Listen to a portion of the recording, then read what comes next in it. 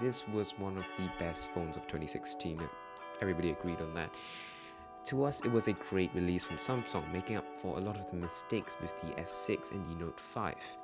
However, to Samsung, it was a crucial device that was to carry their premium line when all the Note 7s went boom.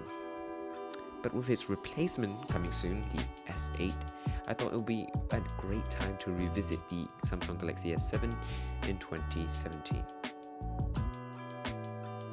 This phone is definitely a looker. It's gorgeous from all angles, and even today it's still one of the best looking smartphones out there. It's completely glass and metal with gentle curves here and there, and it's just super elegant and stunning to look at. Not so much to hold, however. It's Gorilla Glass front and black, while pretty is slippery as all hell, and the thin metal edge doesn't help matters either, because well, that's slippery too. So while you may enjoy the perfect look of the phone, it may not be something that lasts, because you're probably going to drop it very soon, unless you use a ugly case or a skin, of course. At least it's a headphone jack and IP68 water and dust resistance. One of those features will probably disappear with the S8, and you know which one, the headphone jack.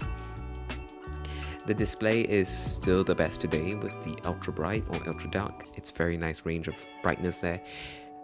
Quad HD display doing amazing work. Contrast and saturation is very strong, and the sharpness and clarity is really good with the 576 pixel per inch density. Holy shit, on this 5.2 inch panel, doing really great. It's great for games, movies, YouTube, and also VR, especially with the Samsung Gear VR that works really well with this device. Nice. However, watching videos with speakers aren't the most enjoyable. It's just like most phones out there today, very underwhelming. The speakers are soft, tinny, and just depressing, and at high volumes it gets distorted, which makes matters way worse. Unlike the speakers, the internals are really good on this phone. It's a 2016 flagship, so it's got all the specs you expect. It comes with a Exynos 8899 CPU and a Mali T880 GPU, which is really powerful, and if you're in the US, you get the equally or maybe slightly less powerful Snapdragon 820 and the Adreno 530 CPU and GPU combination. All of them ship with 4GB of RAM, 32 or 64 gigs of expandable storage, nice, and a healthy capacity with 3000 mAh in its battery.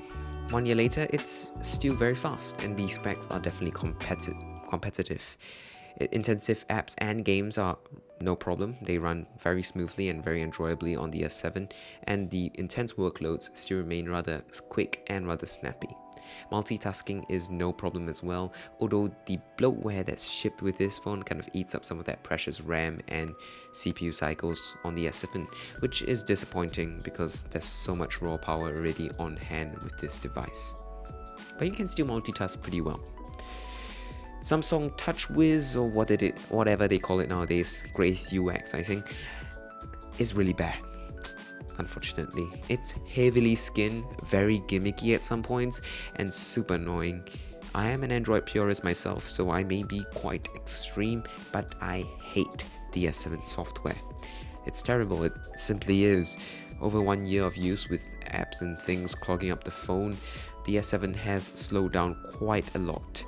Although it's still quick, apps do take quite a bit of time to launch, and it's just not as quick as other phones in the market like the HTC 10, the Google Pixel, Sony Xperia XZ, even LG's V20, and definitely way behind the iPhone 7 and 7S Plus, 7 Plus.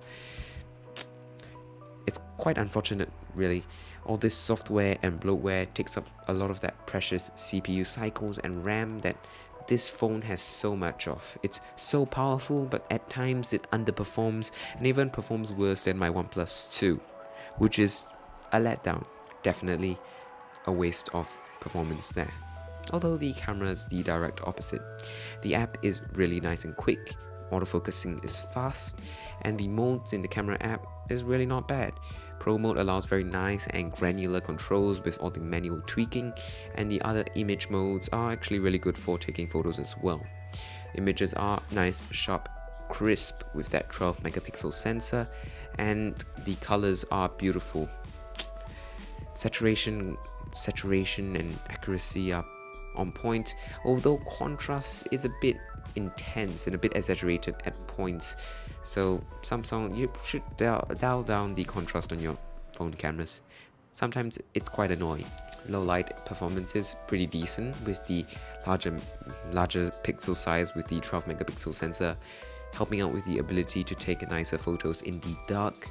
But this is still a very small smartphone sensor, so don't expect too much when it comes to photo quality.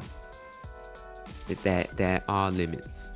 The selfie camera is also very nice too for you narcissists, with the 5 megapixel selfie camera doing a really good job overall. Video wise, the S7 doesn't disappoint. It's 4K 30 fps or 1080p 60 fps, and the optically stabilized image is nice and sharp. There's good detail all around.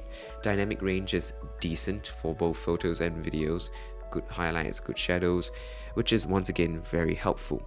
Overall, the camera, which launches, by the way, very conveniently with a double home button press, it shoots well, and it's actually pretty fun to use for a phone. The S7 then is a really good device for a phone in 2016. It does pretty much everything it needs to do well, and has a nice few touches here and there, like the fingerprint sensor that is blazingly fast. The software has improved since 3 years ago, of course, definitely, but still lacks the simplicity and snappiness that stock Android offers that I need. You guys probably do too. Hopefully with the S8 all the problems are solved, and maybe Samsung will produce the best phone of 2017 with the Galaxy S8.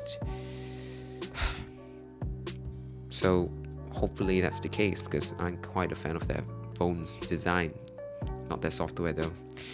Anyway, this has been ZX Tech, and it's been my review of the Samsung Galaxy S7, a really enjoyable to use, really good smartphone even in 2017.